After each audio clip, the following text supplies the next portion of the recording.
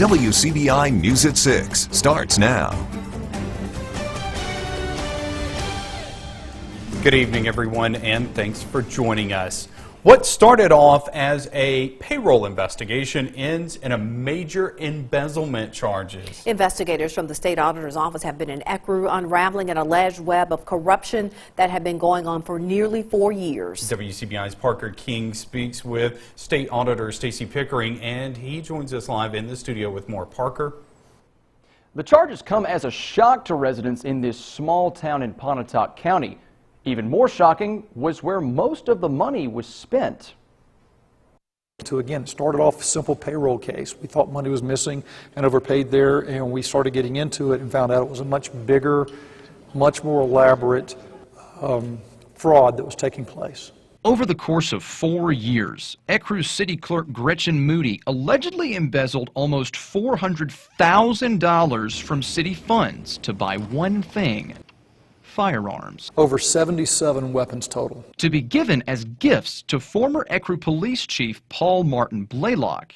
It seemed simple when it first caught the state auditor's attention. We received a complaint that basically said that there were some discrepancies in payroll, and we started going and looking into payroll and realizing that with Miss Moody being in charge of payroll, that she was actually writing herself some extra checks. As with most cases, you know, it starts off typically as a small, little by little, and once these individuals get into a pattern of behavior, they think they can get away with it.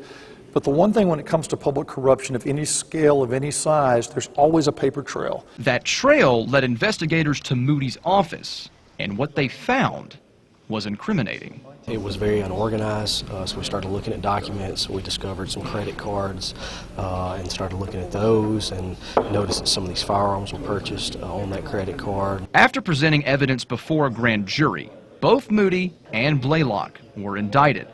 They surrendered themselves this morning, leaving their small town in shock. From what I've gathered, everybody trusted Miss Moody, and that's one reason she was able to get away with some of this for so long. To have a case of this magnitude that is this gratuitous, betraying a small town, of your family, your friends, and neighbors, is betrayal not just to the taxpayers, but of personal relationships. With Moody and Blaylock arrested on embezzlement charges, the next step is to get back the money. We'll work with the local government to help make sure they have our backing and our support of our attorneys, our CPAs, and legal staff to make that happen as fast as we can. Bond for Moody has been set at $30,000 and $20,000 for Blaylock. As for the guns, they will remain in evidence until the court is ready to give them back to the city of Ecru. The Alabama State Bureau of Investigation is looking into the shooting death of a Vernon boy.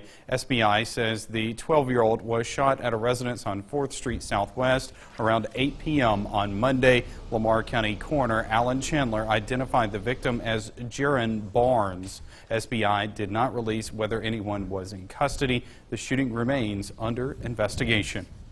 Meanwhile, Winston County investigators released the name of a suspect from a weekend shooting there. 31-year-old Lance Ernest is accused of shooting a security guard at the Spotlight Lounge early Sunday morning. A concert was going on at the location at the time of the shooting. Security workers were trying to get an argument under control when at least one shot was fired from a handgun. Chief Investigator Connie Hampton says Ernest had a beard at the time of the shooting, but he may no longer have this facial hair. These are pictures of him with the beard and without it. Ernest is from Philadelphia, but also has ties to Jackson. The unidentified security guard continues to recover from his gunshot wound. If you have any information, call Winston County Crime Stoppers. An Oktibbeha County man is indicted on aggravated assault and kidnapping charges. Edward Robinson was booked into the Oktibbeha County Jail Monday. He's accused of striking a woman he was dating with a broom or bar back in January of 2015. Prosecutors allege Robinson also held the woman against her will. He is out on bond tonight. After a private donation, 5,000 miles of travel, and 5 weeks of training, the Amory Police Department introduces its newest recruit, Cole is a German Shepherd Sable from Budapest, Hungary. He was trained in Tupelo. As the only patrol dog in the department, Cole will assist with search and rescue, drug intervention, apprehension, and many other tasks. The donor, Edward Cole, was glad to help, and he's honored by the dog's naming. Brought tears in my eyes. I'm all choked up now. I mean, it's an honor. It really is. It made me very proud. And Cole's handler, Corporal Don McClendon, said that although he is a loving dog, Cole is as tough as they come.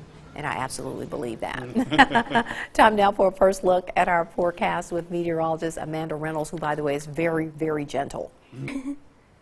I like to think so, but it's been a little bit of a cool and windy and rainy day across much of our area. Right now up in Tupelo, temperatures down at 62 degrees. Our winds have shifted from being at the north to being out of the south around 7 miles per hour. Now all of this is because of Irma. You can see kind of the center right over roughly the Tupelo area. So all of this rain just kind of spiraling around. We'll keep the chances for showers and storms not only for tonight but into the day tomorrow, as temperatures only going to climb into the low 70s. I'll have more in your forecast coming up.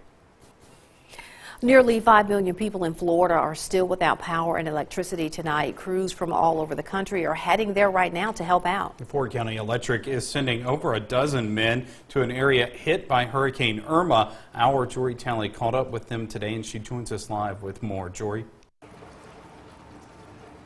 In less than 12 hours, Ford County linemen will be pulling up to this building, getting in their work trucks, ready to head to Florida to help one of their sister electric co-ops.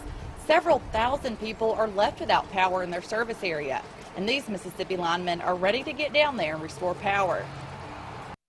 It's a scene Ford County intern Haley Talent has seen time and time again, growing up as the daughter of a Ford County lineman. Dad, when you're coming back, and he would tell me, oh, not too long, and I remember there was some crying going on, but it was more of a heartwarming feeling knowing my mom knew Dad had to go. My dad had to go and help the ones that didn't have power. She knew and understood that. Now, the families of 15 Ford County linemen will watch as their loved ones head to Florida. The group will be driving around 10 hours to help their sister electric cooperative, Clay Electric. We decided we would go with our heavy construction crews and then supplement them with a couple of other construction folks because a lot of what's going to be happening down there is just putting up lines and putting up poles, and that's what these guys are really good at. That's what they do day in and day out. The traveling linemen's main task will be to give linemen a chance to rest while they'll be working to restore over 100,000 power outages. You can really get quickly overwhelmed in a situation like this. You're working long days, you're working in dangerous conditions, you're not at home, you're hungry, you're thirsty, you're busting your rear end, get power back on, you get tired real easy. It is such a relief for other folks to come and help take that burden off of you. This will be this lineman's first time working out of state after a major storm. He's looking forward to helping those in need, including other linemen. It can get pretty tiresome working 36, 48 hours straight, so I can imagine those guys are pretty tired. They'll be glad to see us to come help them. While 15 linemen will be out of their normal service area, there will still be plenty of linemen here, ready to help assist customers in this area. Reporting live in Lowndes County, Jory Talley, WCBI News. All right, Jory, glad our guys are going down there to help out. Well, 3 team members of the Tupelo Salvation Army are preparing to leave and relieve other crews in Texas and Florida.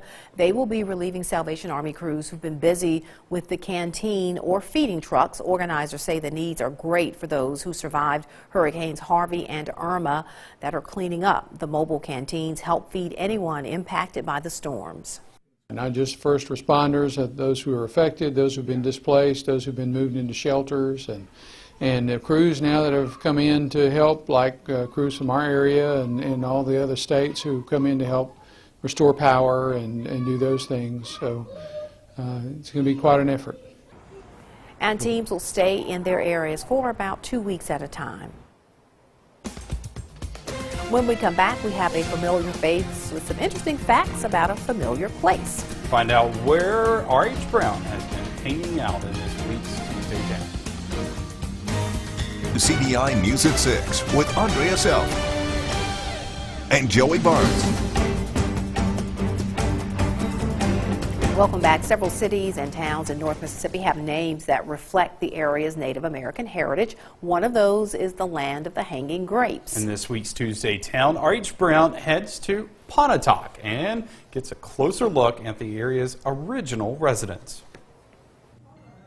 The areas of Pontotoc were once inhabited by people of a thriving nation, a brave people that may not look like you and I. What a tremendous collection of artifacts and items here at this museum. Among the artifacts and interesting pieces, history of the Chickasaw Indians. Yes, they lived here at one time. They were friends. DeSoto was here in 1540, and they were friends with him. Then later years, they turned on each other, and they run the Indians out.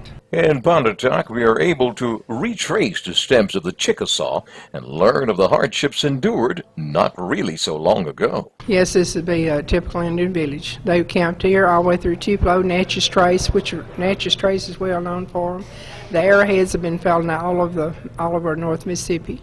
Gone from the area are these indigenous people who left a little bit of their culture for us to see and remember them by. In addition to the arrowheads, what else do you find? Well, we have their grind rocks. We have some of their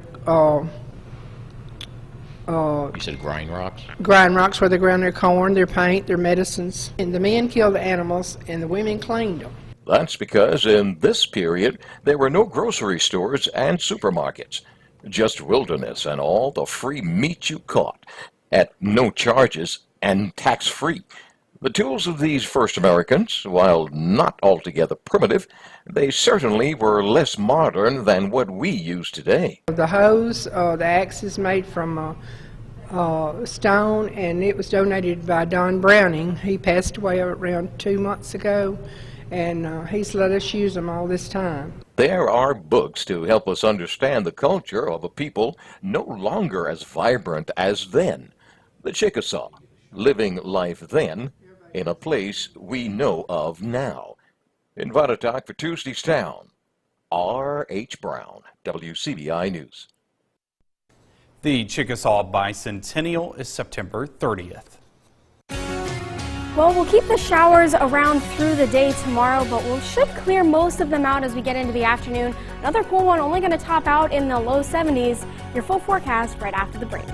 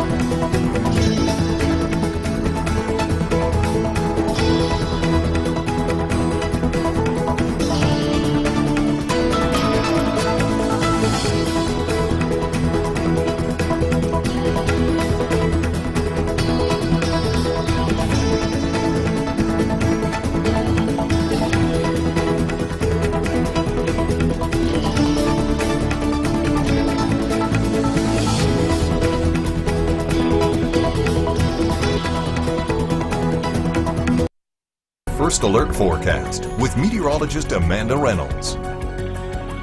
Well, as I mentioned earlier, we had a bit of a rainy day today across the area. You can see the clouds as well as the raindrops coming across on our Alpha Insurance Skycam over Columbus. We kept that rain through much of the afternoon, and we'll keep it through the evening and tomorrow as well. Right now here in Columbus, we're seeing temperatures right in the low 60s, 61 degrees, but that wind has now shifted out of the south. The circulation is right over the Tupelo area, but today is the coolest September 12th on record. These are the highest temperatures that these stations recorded, roughly in the low 60s today. The previous record coolest highs were in the 70s, and all of these records stood for at least 19 years. And notice the one in Starkville back to 1891. So it's been a while since we've seen this cool, and so 24 hours ago, we were anywhere between 4 and 12 degrees cooler than we already were, and we're nearly 20 degrees below average as of now. Right now, our temperatures anywhere in the low 60s. A few areas are still in the upper 50s, and we're actually one of the coolest spots across the entire country. Yesterday, it was the panhandle of Florida, and that rain, that wind, that just chilly conditions has now moved into our area. So we're going to kind of keep the chilly weather for the next day or so, but as I mentioned, the circulation right around 2 below, so all of the rain just kind of spiraling around.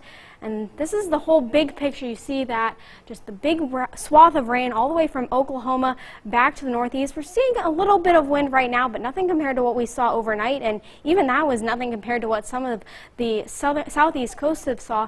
Peak wind gust in our area was around 32 miles per hour at the Golden Triangle Airport, but not too bad for the next day or so. Well, tonight we'll see those on and off showers. It'll still remain fairly cool, dropping down to around 57 degrees. Tomorrow, again, we'll start out in the upper 50s, but we'll climb to right around that 70-degree mark, and we will start to get rid of some of those showers.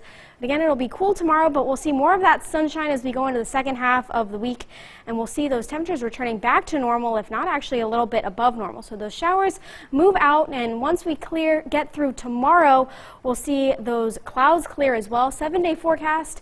Tomorrow, probably the worst day, but then once we get to the rest of the week, looking pretty nice. Coming up, a special ceremony for one of the top high school football prospects in Mississippi today. We'll have more from Pontotoc and announce our game of the week. That's next in sports. CBI Sports with Robbie Donahoe is brought to you by your local Ford dealers. Go further. He's one of the rising stars on the gridiron in Mississippi. If you don't know him by now, get used to hearing the name Cole Smith. The LSU verbal commit will continue to make a name for himself well after high school, and his journey towards college begins January 4th. As today, Pontotoc High's Cole Smith was presented his Under Armour All-American jersey for the 2018 High School All-Star Game, which will be on January 4th, as we mentioned, in Orlando, Florida. Smith is one of the top offensive linemen in the country and one of the top prospects in the Magnolia State. He's actually projected as the top center in the ESPN recruiting rankings in the entire nation. Smith was honored to be a part of the game in January as he continues to build his skills and talent for the next level. You know, what an honor, man. I'm just extremely grateful, and I can't thank my teammates and coaches enough. You know, they just deserve as much, as much of the glory as I get. You know, it's just, I wouldn't be here without them.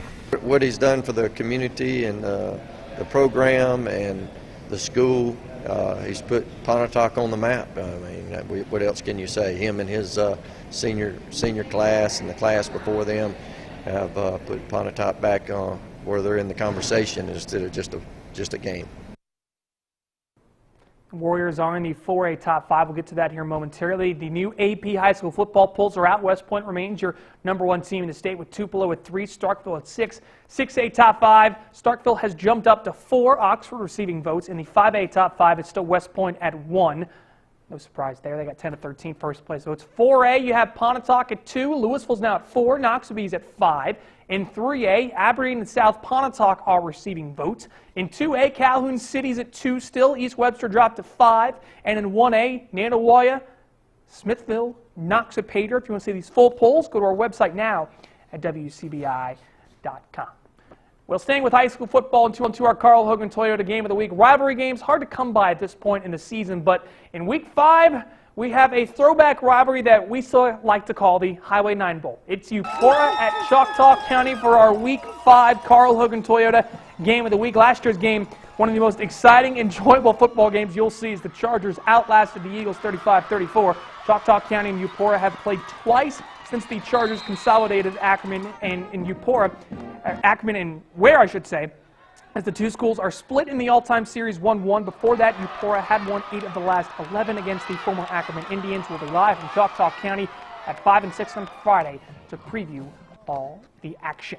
And your games to watch for Week 5, there's a lot of good ones. Pontotoc's going to be at Oxford, Meridian at Starkville, West Point, Noxubee, Water Valley, Calhoun City, a couple 3-1 teams. So plenty of good matchups to savor for Week 5 coming up on the End Zone.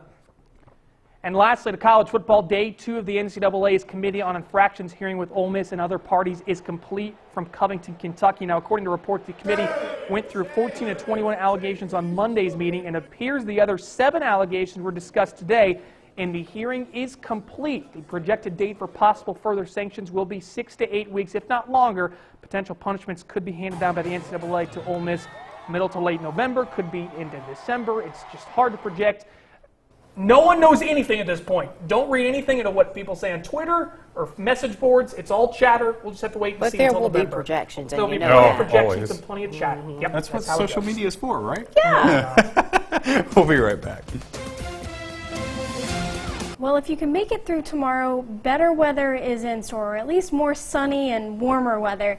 Once we get to Friday, we'll pretty much be back to normal. Plenty of sunshine. Looks great for the weekend. Just a slight chance of storms. That heat humidity back can't really rule out the chance for those. So everybody, when you get out and enjoy the weekend games, give this lady the credit. That's right. Beautiful forecast. Yeah. All right. Thanks for joining us, everyone.